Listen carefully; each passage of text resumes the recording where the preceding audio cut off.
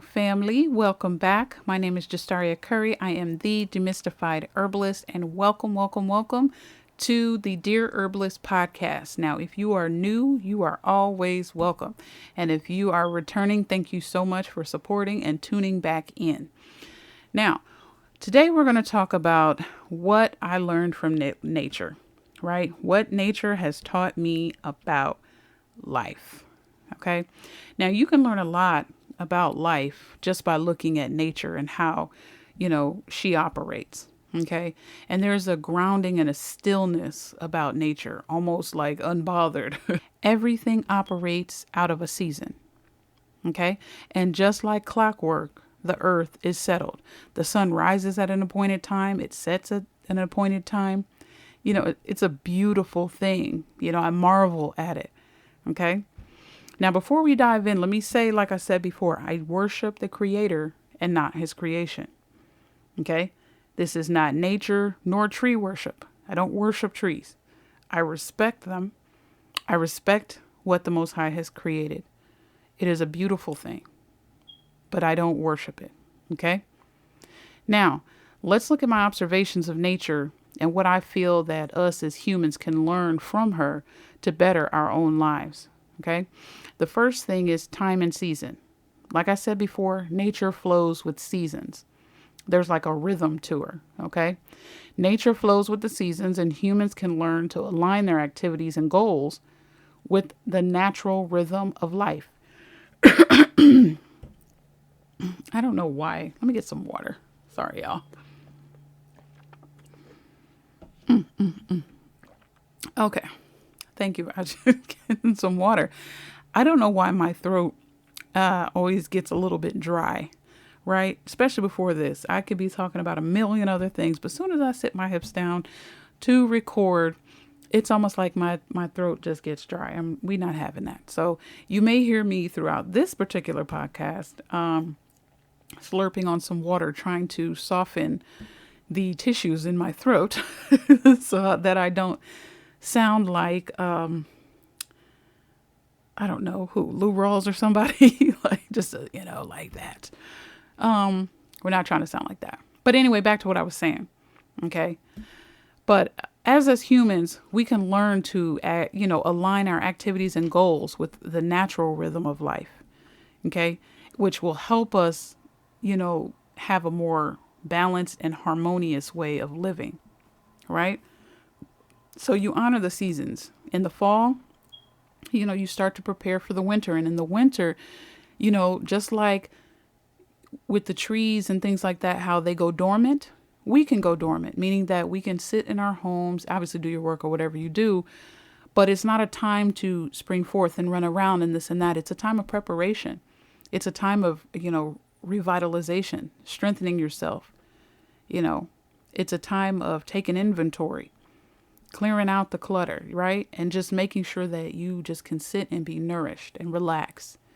Write those books, read those magazines. You know what I mean? But just taking time to just relax. And then in the spring, it's time to spring forth, right? So you clean out from the fall, and everything that you had been working on in the winter now is blossoming, now is blooming. You're prepared now. Your preparation has met its opportunity, right? Let's look at another thing, interdependence. So the ecosystems that are in our earth, they thrive on interconnected relationships, right?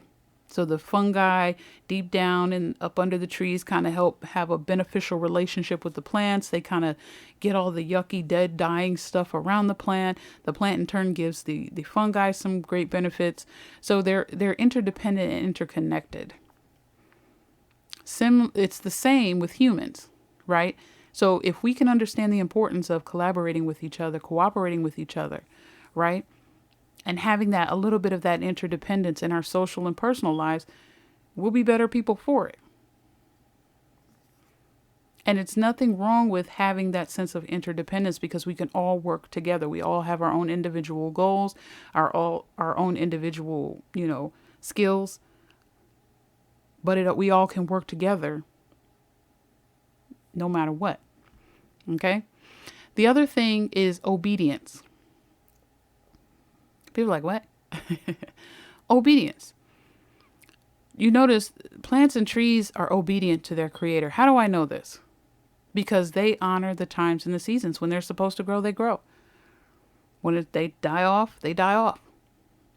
Okay? You look at a beautiful plant, you look at a beautiful oak tree, it's not trying to be a fern. It's obedient to its creator. It's obedient to, what it is made for.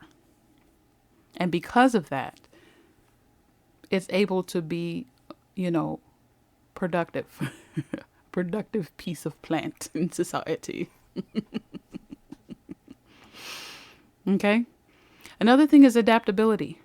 So nature has all these different mechanisms and techniques within inside of it that allows it to adapt to change. Because a lot of these plants can't just pick up and take off running when it gets cold, okay?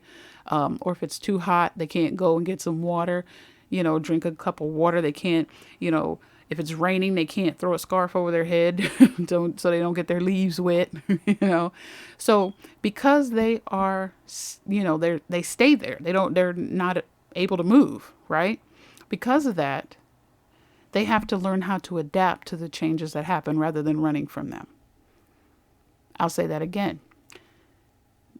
Where they are planted, there may be turmoil around them. There may be a hurricane. There may be severe rain. It could be scorching heat. It could be cold winters. They adapt to where they were planted. Right? So it doesn't mean they were uprooted and move off somewhere. It means that within them, they have everything they need to adapt to what's around them, to what comes at them. And this shows resilience and flexibility.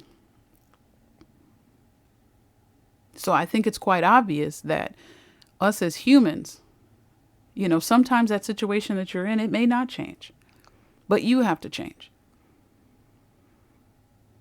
You may have to find yourself in a situation where you have to adapt because the situation around you isn't going to change. It's going to come regardless, or you're in it regardless for whatever reason. It may be a situation where you're going to have to walk through it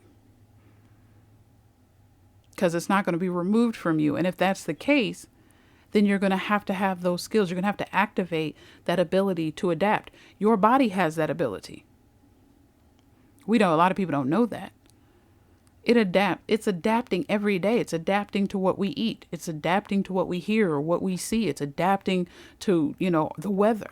Our body internally is constantly adapting to the changes that we are giving it.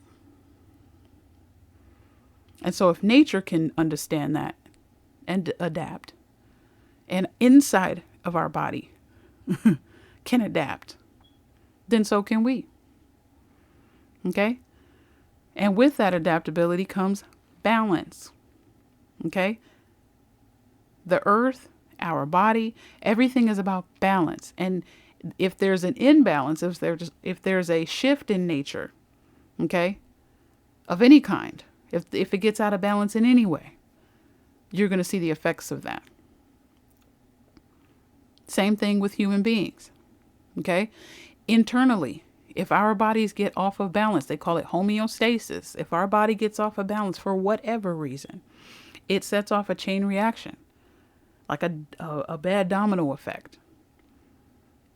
Other things have to compensate for the fact that other things aren't working. And next thing you know, dis-ease, as we call it, begins to manifest. Okay? So humans can learn about the importance of balance in our lives, especially from an external standpoint, learning to balance work and your personal life. Okay? And also maintaining a strong emotional well-being. Having balance there is important. All right? Another characteristic is patience. Nature operates on its own timeline, teaching us the value of patience. Okay? You ever try to plant a tree? You ever try to plant some fruit, some vegetables? You're not rushing nature.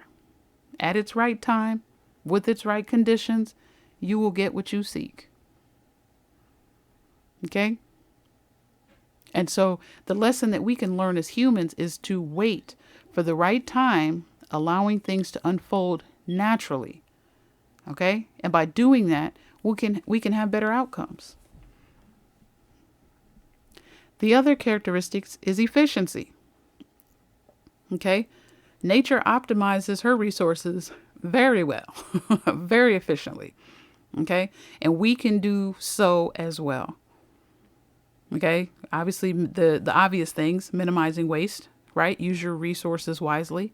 Be mindful of what you're doing and how that impacts your own environment as well as the environment. All right. Another characteristic of nature is that it sets boundaries and it respects the limits. Okay? Have you ever tried to, go super high up in the sky? What happens? You can only get so far, right? In this body. They keep trying. Or you try to go so low to the depths of the earth, in the oceans. Can't go there without having gear. Because there's natural boundaries. And nature, her systems operate within these natural limits and boundaries. Okay? And so as humans, we can learn that. First of all, we can learn to set healthy boundaries. And there's nothing wrong with that. We don't have to let any and everybody in our lives.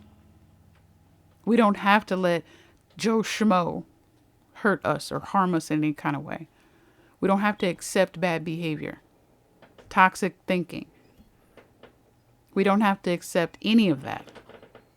We can set boundaries, and it's okay. It truly is. And boundaries are good, especially if somebody's toxic. Okay? The other thing is in terms of resources, how much we consume. Okay? You can set boundaries that way. I'm not going to consume X amount of stuff.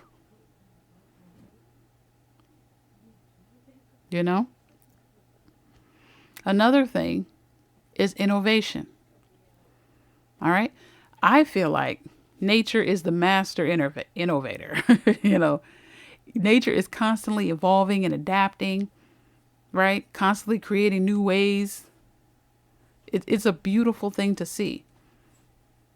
A beautiful thing to see. And so we can embrace this mindset of continual, scanning, knowing what's around us, learning about it, growing from it, creating new experiences in our own lives, personal and professional.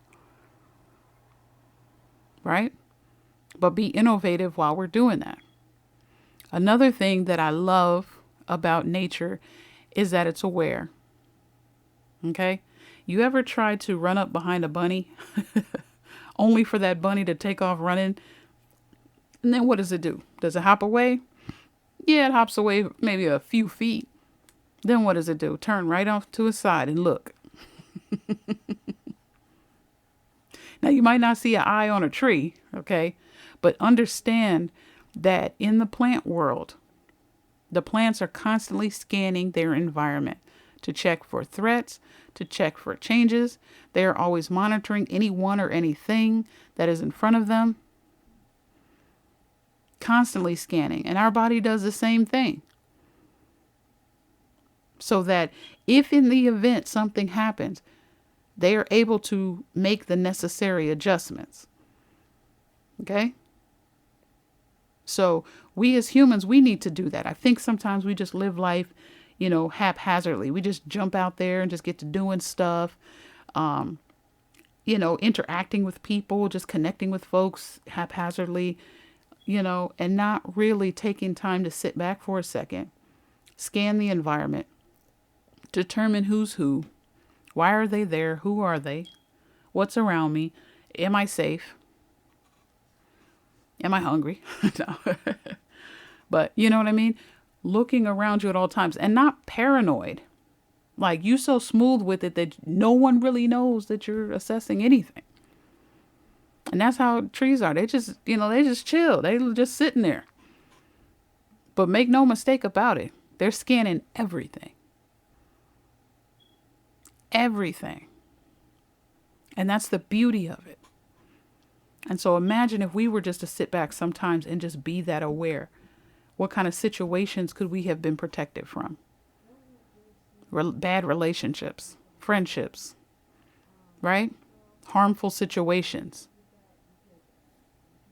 Just imagine. So, it's just important. It's an important lesson to know and to do and to be aware. Okay? And at the end of the day, understand that our life must have a rhythm. It must have some stillness at times, and we have to be grounded in order to keep us together.